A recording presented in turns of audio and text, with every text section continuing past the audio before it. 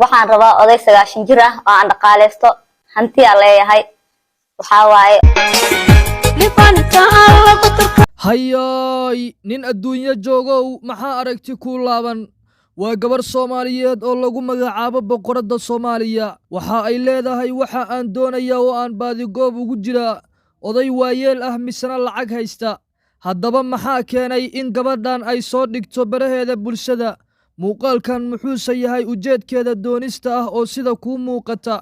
ay ku soo qortay kartoonkan waxa aan doonayaa oday 9 sano jir ah mise iyada ayaa caan raadis ah mise hamigeeda ayaa ah sida ay lacag ku hesho warbixin xasaasi ah oo la yaabkeeda wadata ayaan ku hayaa daawade muuqaalka like saar sida saaxiibo badan uu u gaaro siina sheer garee aragtidaada inoogu reeb qaybta hoose ee commentiga daawade intaan muuqaalkeenan u gudagelin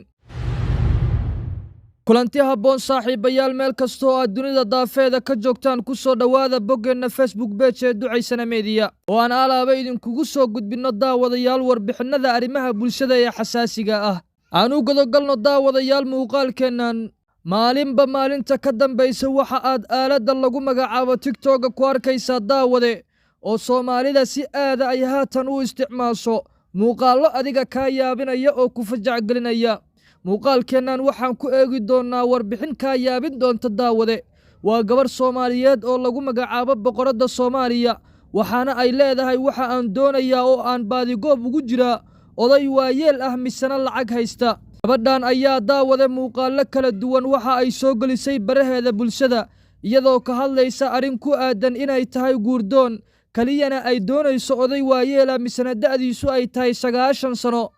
waxa ay soo qaadatay daawade gabadhan sida muuqaalka kaaga muuqanaysa kartoon lagu soo qoray qalin isla markaana ay ku qoran tahay in iyadu ay doonayso oday 9 sano jir ah haddaba Soomaalida isticmaasho baraha bulshada ayaana arrinkan la yaabay oo siyaabooyin kala duwan uga hadlay ugana falceliyay haddaba daawade ila daawa muuqaalkan oo ay gabadhan uga hadlayso in iyadu ay tahay gabar guurdoon ah misna ay doonayso oday Soomaaliyeed oo lacag haysta waxaan ahay gabar 15 jir ah